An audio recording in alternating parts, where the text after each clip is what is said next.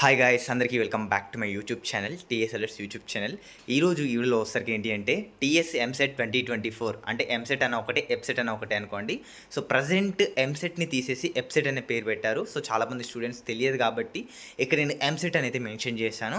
So మరి 2024కి సంబంధించిన విద్యార్థులు ఎవరైతే ఉన్నారో మరి ఈ రోజు వచ్చేసరికి ఎంపీసీ స్ట్రీమ్ వాళ్ళకైతే కూడా మనకి ఆ రెస్పాన్స్ షీట్ అనేది రిలీజ్ అయిపోయింది. సో చాలామంది కొంతమంది స్టూడెంట్స్కి 35 నుంచి 41 మధ్యలో కానీ కొంతమందికి మార్క్స్ వచ్చి ఉంటాయి.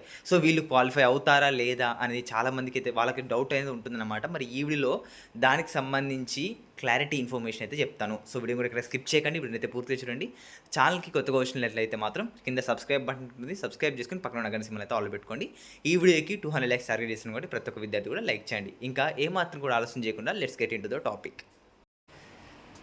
సో స్టూడెంట్స్, ఇంకా ఎవరైనా రెస్పాన్స్ షీట్ డౌన్లోడ్ చేసుకోకపోతే మాత్రం కింద ఇక్కడ డైరెక్ట్ అఫీషియల్ వెబ్సైట్కి అయితే వెళ్ళండి. ఇక్కడ మనకి కింద చూపిస్తే డౌన్లోడ్ రెస్పాన్స్ షీట్ అని ఒక ఆప్షన్ చూపిస్తే దాని మీద క్లిక్ చేసి మీ యొక్క hall ticket number, registration number, date of birth కొట్టి మీ యొక్క రెస్పాన్స్ షీట్ని అయితే కూడా డౌన్లోడ్ చేసుకోండి.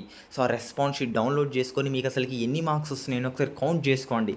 ఇఫ్ మీకు 35 నుంచి 40 మధ్యలో వస్తే మీరు ఒక బీసీ స్టూడెంట్ అయితే మాత్రం మీరు క్వాలిఫై అవుతారా లేదా అని చాలామంది స్టూడెంట్స్ అడుగుతున్నారు. సో ఎస్సీ ఎస్టీకి అయితే కూడా ఎట్లాంటి మార్క్స్ రిక్వైర్మెంట్ అయితే లేదు. సో వాళ్ళు ఇన్ని మార్క్స్ వస్తే క్వాలిఫై అవుతారు అని ఎట్లాంటిది అయితే కూడా లేదు. బట్ ఓన్లీ బీసీ, ఓసీ వీళ్ళు ఉన్నారు కదా, వీళ్ళకైతే మాత్రం ఖచ్చితంగా అబవ్ 40 మార్క్స్ అయితే ఉంటేనే వీళ్ళైతే కూడా క్వాలిఫై అయితే అవుతారు. సో అది ఖచ్చితంగా ఉండాలి. సో మరి ఇఫ్ 35 నుంచి 40 మధ్యలో వచ్చిన వాళ్ళకి ఎలా బ్రో మరి అని అంటే, సో మీరు ఇక్కడ ఎస్సీ ఎస్టీ వాళ్ళని అయితే వదిలేసేయండి. సో వాళ్ళకైతే కూడా ఖచ్చితంగా ఏదో ఒక ర్యాంక్ వస్తుంది, ఏదో ఒక మంచి కాలేజ్ కూడా వాళ్ళకైతే వస్తుంది. సో వాళ్ళని పక్కకు పెట్టేసి నెక్స్ట్ ఎవరైతే బీసీ స్టూడెంట్స్, ఓసీ స్టూడెంట్స్ వీళ్ళు ఉన్నారో సో వీళ్ళకైతే కూడా వీళ్ళు క్వాలిఫై అవుతారంటే మేబీ ఒక ఛాన్స్ అయితే ఉంది. మీరైతే ఒక హోప్ పెట్టుకోండి. ఎందుకంటే మనకి నార్మలైజేషన్ అనే ప్రాసెస్ అయితే ఉంది. సో ఈ నార్మలైజేషన్ ప్రాసెస్లో సో మీకు మ్యాక్స్ ఛాన్సెస్ అయితే కూడా మార్క్స్ అనేవి యాడ్ అయ్యే ఛాన్సెస్ ఉన్నాయి. ఇఫ్ ఒకవేళ మీరు 37, 38, 39 ఈ బార్డర్లో ఉంటే మీకు ఒక మ్యాక్సిమం ఈ నార్మలైజేషన్ ప్రాసెస్లో ఒకవేళ మీది షిఫ్ట్ అనేది టఫ్ ఉంటే మాత్రం మీకు అప్ టు 10 to 15 మార్క్స్ అనేవి కూడా యాడ్ అయ్యే ఛాన్సెస్ ఉన్నాయి. సో మీరు ఒక హోప్ అయితే కూడా పెంచుకోండి.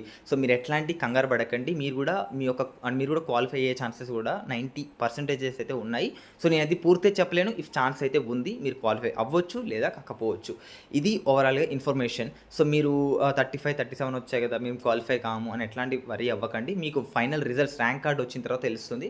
అందులో మీరు ఇఫ్ మీకు 37, 38 ఉంటే మీకు ఒక 4-5 మార్క్స్ యాడ్ అవ్వచ్చేమో, తెలియదు కదా, ఎలా ఉంటుందో తెలియదు కదా. సో అందుకే మీరు ఇప్పుడే ఎట్లాంటి హోప్ పెట్టుకోకండి. ఖచ్చితంగా మీకు అయితే కూడా మంచి అంటే మీరు ఖచ్చితంగా క్వాలిఫై అయ్యే ఛాన్సెస్ కూడా ఉన్నాయి. సో ఇది ఓవరాల్గా ఇన్ఫర్మేషన్. ఇంకా మీకు ఏదైనా డౌట్స్ ఉంటే మీరు మన కామెంట్ సెక్షన్లో అడగవచ్చు, లేదా టెలిగ్రామ్ గ్రూప్లోకి అయితే కూడా మీరు వెళ్ళి మన ఛానల్ని అయితే కూడా ఫాలో చేయండి. అక్కడ నుంచి మీకు ఏదైనా డౌట్స్ ఉంటే నేను చెప్తాను. ఇది ఓవరాల్ ఇన్ఫర్మేషన్. మీకు నచ్చితే లైక్ చేయండి, మీ మిత్రులకు షేర్ చేయండి. Thanks for watching this video guys. జై హింద్.